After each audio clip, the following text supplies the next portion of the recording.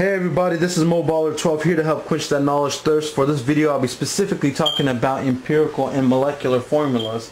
Quick little heads up, again, Facebook fan page, link in the description box below. Show your love and support, like the fan page, tell your friends and family about it. Also, feel free to ask your specific questions in regards to the new series on my fan page as well. That's pretty much it for the update. So, for this video, again, I'll be talking about empirical and molecular formulas. That is, how to determine the empirical and molecular formula. The steps that I have presented on the board right now, currently, it is in reference and in regards to empirical formulas. Okay, molecular formulas, how to determine that, will be explained a little bit later in the video. How to determine the empirical formula is very straightforward. We're going to use these 2 to 3 steps. The third step is optional. The way you're supposed to do this is just memorize these steps and apply them whenever presented this types of question. Okay? So the way I've structured this video is we're going to go through each and one of these steps using the question I have provided, using the example I have provided up above. So let's get started. So the question asks, what is the empirical and molecular formula? And I provided the molecular weight of ethylene. So the question is again, what is the empirical molecular formula of ethylene if the mass percent of carbon and hydrogen is 85.63% and 14.37% respectively? Okay? Again, the mass percent of carbon and hydrogen is those percentages that I've provided. Now, just a quick little heads up I want to give you. Sometimes teachers can ask you, ethylene is composed of 2 elements. It's composed of carbon and hydrogen. But some molecules, as you may know, can be composed of 3, 4, 5 or more. Now, let's just say that the molecule that your teacher gives you, okay, this doesn't have to do with anything on the board, but this is just a little bit of information you guys should know. Let's just say the question that your teacher asks you consists of 3 elements: carbon, hydrogen, and oxygen, for example. Carbon, hydrogen, and oxygen. She gives you the mass percent of both carbon and hydrogen, but she doesn't give you the mass percent of oxygen. Now, if the molecule is composed of these 3 elements, all you have to do in order to determine the mass percent of oxygen is sum these guys together and then subtract the sum of these guys from 100. So once you get the value from summing these 2 percentages together, subtract it from 100 and you get the mass percent of oxygen. Just a quick little heads up, basic algebra you guys should know. And that's pretty much it in regards to that. So let's jump right into our steps for determining the empirical formula for ethylene. Okay, so the first step, which is the most confusing step in my opinion, is you're supposed to assume a sample mass. So bear with me at this point right now, because you might get lost. But nonetheless, you're supposed to assume a sample mass. And I'll explain that a little bit later, but for now just understand that assuming a sample mass is extremely important in order to do these calculations and in order to determine the empirical formula. So a number that I usually like to pick, and a lot of other people like to pick, is 100 grams. So we're going to assume that we have a sample of ethylene that weighs 100 grams, that has a mass of 100 grams. Okay, that's ethylene. Now that's extremely important in order to convert mass percent to moles. It's a nice stepping stone, so to speak. So assume a sample. That's part of step 1. Assume a sample mass, and the mass that we're going to assume is 100 grams, and I'll explain it a little bit later. Now if we have 100 grams of ethylene, for example, we can determine the mass of carbon present and the mass of hydrogen present in that 100 gram sample of ethylene. And how we can determine that is from the mass percents I've provided you here and there. And I've already explained how to do that in my video called Mass Percents, and I'll put a link in the top right hand corner. But nonetheless, given the mass percentages, we can determine the mass of carbon and hydrogen in this 100 gram sample that we're assuming. So if the mass percent of carbon is 85.63%, in a 100 gram sample of ethylene, the mass of carbon would be 85.63 grams. Okay, so we have 85.63 grams of carbon. That's assuming we have a 100 gram sample of ethylene. And if we have a 100 gram sample of ethylene, the mass of hydrogen in that sample will be 14.37 grams. Okay. Again, I'll explain that a little bit later, why we picked 100 grams. But nonetheless, you should be able to determine the mass of carbon from a sample given the mass percent. And if you guys are a little bit confused with that, I'll put a link in the top right hand corner to my video called mass percents, and I go through all that details. Okay. So 14.37 grams of hydrogen. Okay. So now it's pretty straightforward.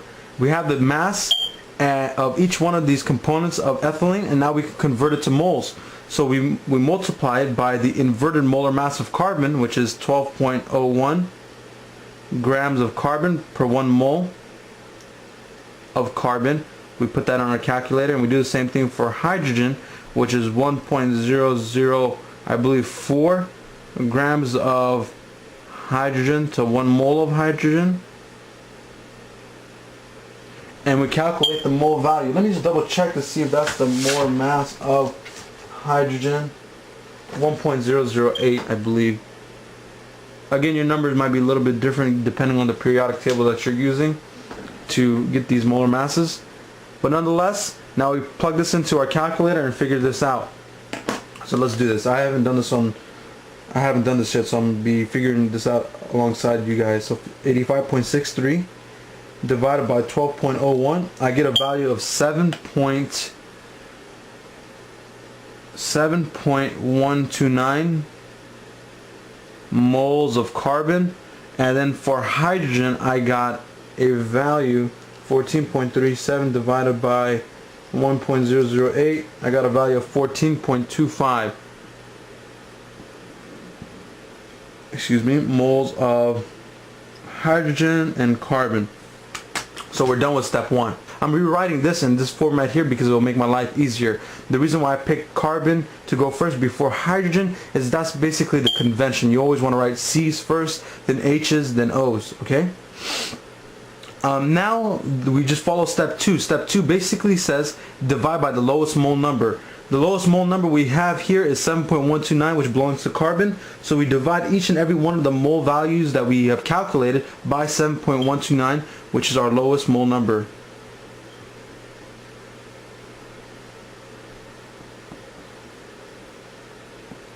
And we get a value, let's see. So carbon now will become 1, right? Because dividing 7.129 by 7.129 is 1.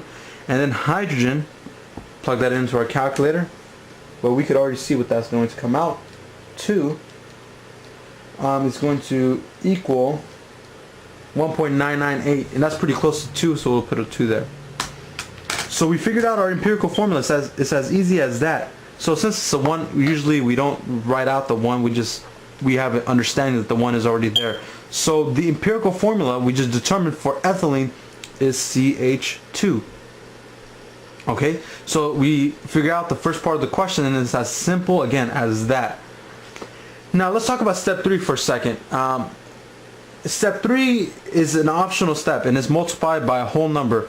The only time you do this step is clearly after step number 2. But so say for example, we divide out our numbers, right? We divide by 7.129, we divide by 7.129, right? And it doesn't come out the way we expected it to come out. What do I mean by that? Let's just say that once we divided it out, here's some examples.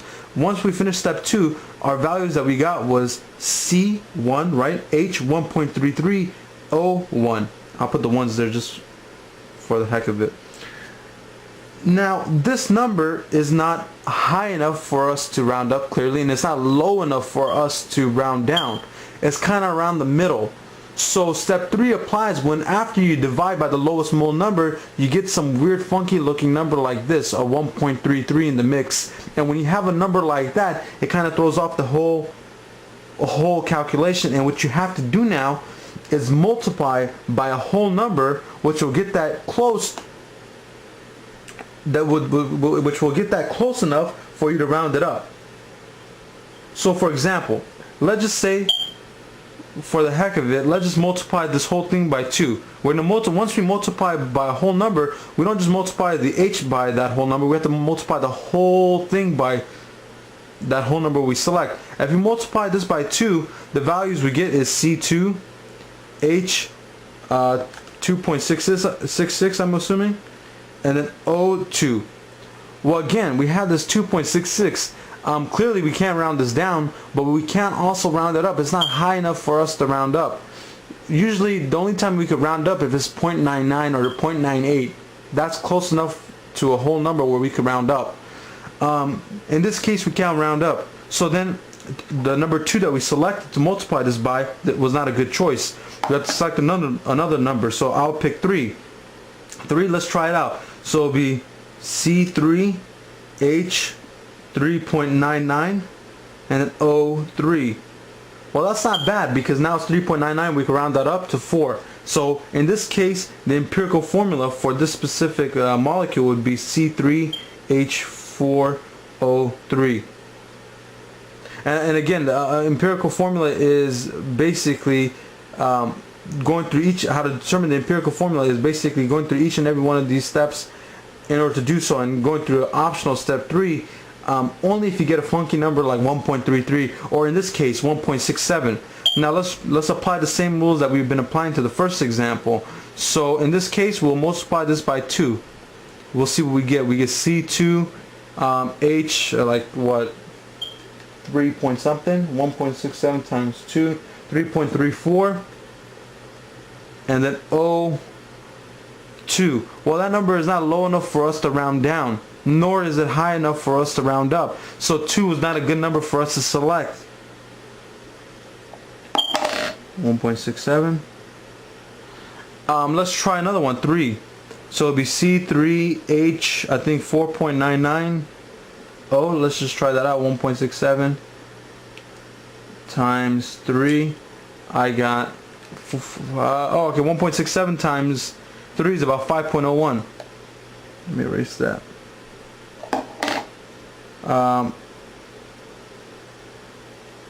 See, that number is low enough for us to round down. So it'll be, the empirical formula for this guy would be C3H5O3. So there you go. Again, after step 2, after we finish step 2, the only time we go to step 3 is if we have a funky number like 1.33. So let's just say we do all our divisions from step 2 and we get a 1.33 in the mix. We can't round that down because it's not low enough. And we can't round it up clearly because it's not high enough. So we have to multiply by a whole number in order to get it close to something like that or something like that to be able to round it down or to be able to round it up. Okay, 1.33, the 3 3s or the 6 7s really throw off our whole determination of the empirical formula. That's why we have to go to step 3. Again, and it's optional. In this case we didn't have to because the values we calculated out here was a 1, so that's perfect, and this one was like a 1.99 or something like that, so it was easy for us to round up. And that's it, and that's all you need to know in order to determine the empirical formula, and it's as easy as that. So now let's go transition over to determining the molecular formula. The only information you needed from the only information you need in order to determine the molecular formula is knowing the empirical formula, which we already figured out, which is CH2, knowing the molecular weight of CH2, and knowing the molecular weight of ethylene. Okay, so you need 3 different pieces of information. Again, the information you need is to determine the molecular formula. You need to know the empirical formula, which we already determined.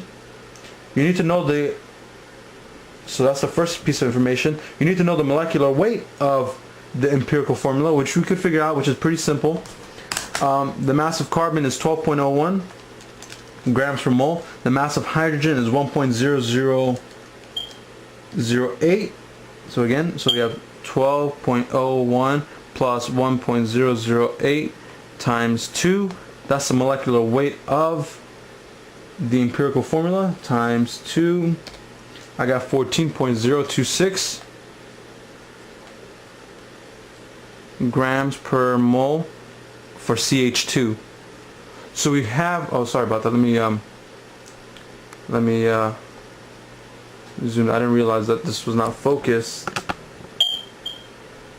Again, the information that we need is the empirical formula. We need to determine the molecular weight of the empirical formula, like I have shown you guys here. So again, we have one carbon, which is at 12.01 grams per mole, and we have two hydrogens, which is at 1.008 grams per mole, times 2. We get our weight of the empirical formula. So that's the other piece of information we needed. And the final piece of information we needed is the molecular weight of ethylene, and we already figured that out. We didn't actually figure it out, it was part of the question, and we have that information provided, which is up there.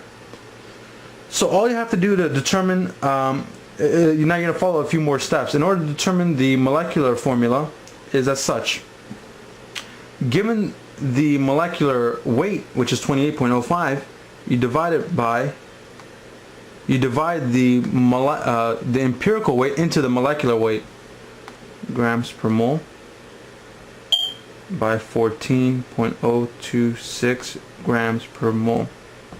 Okay, so this is, I'll put this as, which is equal to the molar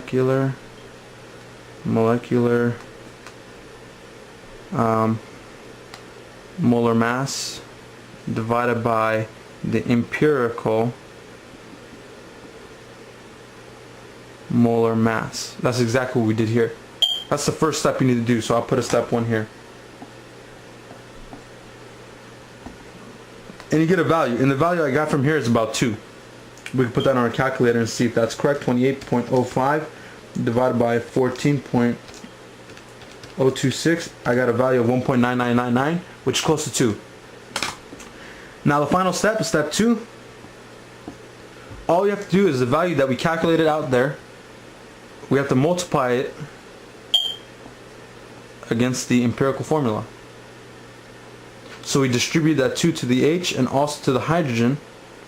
So our value is this. Let's see. So CH2 times 2, right?